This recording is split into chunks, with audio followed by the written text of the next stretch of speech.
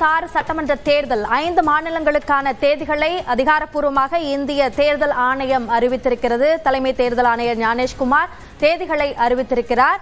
இதில் தமிழ்நாட்டிற்கு ஏப்ரல் 23ஆம் தேதி ஒரே கட்டமாக தேர்தல் நடத்தப்படும் என்ற அறிவிப்பு வெளியாக இருக்கிறது. மற்ற மாநிலங்கள் கேரளா, புதுச்சேரி, அசாம் ஆகிய இந்த 3 மாநிலங்களுக்கும் ஒரே கட்டமாக ஏப்ரல் 9ஆம் தேதி தேர்தல் நடைபெறும் என்று அறிவிக்கப்பட்டுள்ளது.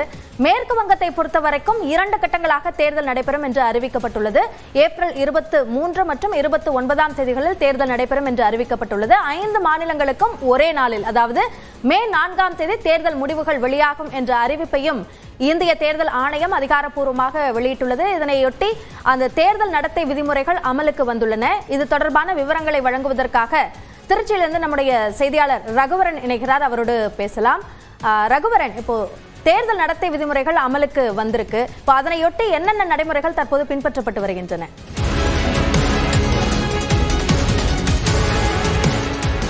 தேதி அறிவிக்கப்பட்ட உடனேயே தேர்தல் நடைமுறைகள் அமலுக்கு வந்துருச்சு. குறிப்பாக பார்த்தீங்கன்னா தேர்தல் அந்தந்த மாவட்டங்களில் இருக்கக்கூடிய தேர்தல் அதிகாரிகள் தான் அந்த மாவட்டத்திற்கு பொறுப்பு அதிகாரிகளாக ஆவாங்க. நீங்க பார்க்கலாம், தற்போது தேர்தல் தேதி அறிவிக்கப்பட்ட உடனேயே இந்த தேர்தலுக்கான இந்த கட்டுப்பாட்டு அறைகள் திருச்சிராப்பள்ளியை பொறுத்த வரைக்கும் 9 சட்டமன்ற தொகுதிகள் இருக்கு. அந்த சட்டமன்ற தொகுதிகளுக்கான தேர்தல் கமாண்டட் அண்ட் கண்ட்ரோல் சென்டர் திறங்கப்பட்டு பணிகள் தற்போது தொடங்கப்பட்டிருக்கிறத பார்க்கலாம். குறிப்பாக இந்த தேர்தல் காலங்களில் பொறுத்த வரைக்கும் வாக்கு சாவடிகள் மற்றும் பிற பகுதிகளில் இருக்கக்கூடிய சிசிடிவி கேமராக்கள் உள்ளிட்டவை எல்லாம் இந்த இடத்துல தான் கண்ட்ரோலா இருக்கும். இந்த மாவட்டத்தினுடைய தேர்தல் தொடர்பான நிர்வாகங்கள் அனைத்துமே இந்த அறையில் இருந்து தான் செயல்படும். அதற்கான ஏற்பாடுகள் எல்லாம் செய்யப்பட்டிருக்கிறத பார்க்கலாம்.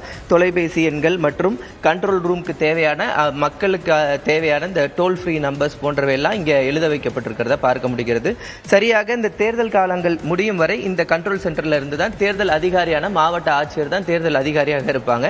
அவங்க இந்த பகுதிகளில் இருந்து தற்போது இந்த நடைமுறைகளை கவனிப்பாங்க. குறிப்பாக தேர்தல் நடைமுறைகளை பொறுத்த வரைக்கும் பார்த்தீங்கன்னா ஏற்கனவே இருந்தக்கூடிய முதலமைச்சர் மற்றும் நிர்வாகிகளுடைய புகைப்படங்கள் எதுவுமே இருக்கக்கூடாது. முழுவதுமாகவே எந்த சுதந்திரமாக அரசினுடைய விளம்பரங்கள், எந்த அரசியல் கட்சி தலைவர்களுடைய படங்களும் இல்லாமல் இருக்க வேண்டும். அது போன்ற நடவடிக்கைகள் தற்போது எழுதப்பட்டிருக்கிறது.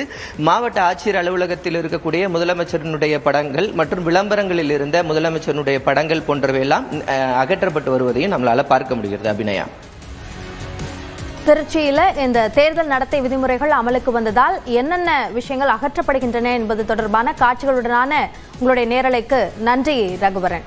இந்த தேர்தல் தேதி அறிவிப்புகள்ல முக்கியமாக கவனிக்க வேண்டிய மாற்றங்களாக இருப்பது தமிழ்நாட்டிற்கான தேர்தல் தேதி ஏப்ரல் 23ஆம் தேதி என்று அறிவிக்கப்பட்டுள்ளது.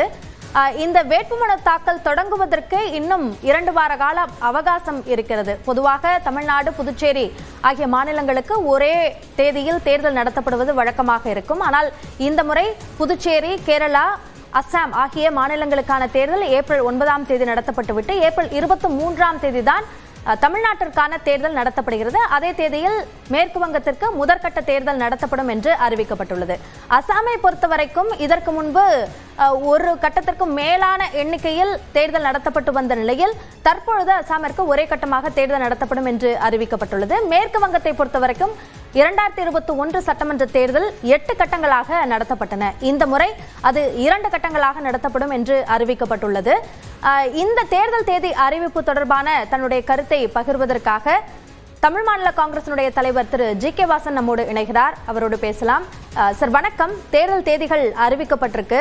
இங்க தேசிய ஜனநாயக கூட்டணியை பொறுத்த வரைக்கும் இன்னமும் தொகுதி பங்கீட்டு பேச்சுவார்த்தை அதிகாரப்பூர்வமாக தொடங்கப்படல அப்படின்னு பார்க்கலாம். சோ இதற்கு பிறகு அது விரைவாகும் அப்படின்னு எதிர்பார்க்கலாமா? தேர்தல் தேதி அறிவிப்பு வந்திருக்கிறது. வேட்புமனு தாக்கல் செய்வதற்கு இன்னும் சரியாக 15 நாட்கள் இருக்கிறது. என்டிஏ அதிமுக கூட்டணி தொடர்ந்து தமிழகத்திலே தேர்தல் களத்திலே முதல் இடத்திலே இருக்கிறது.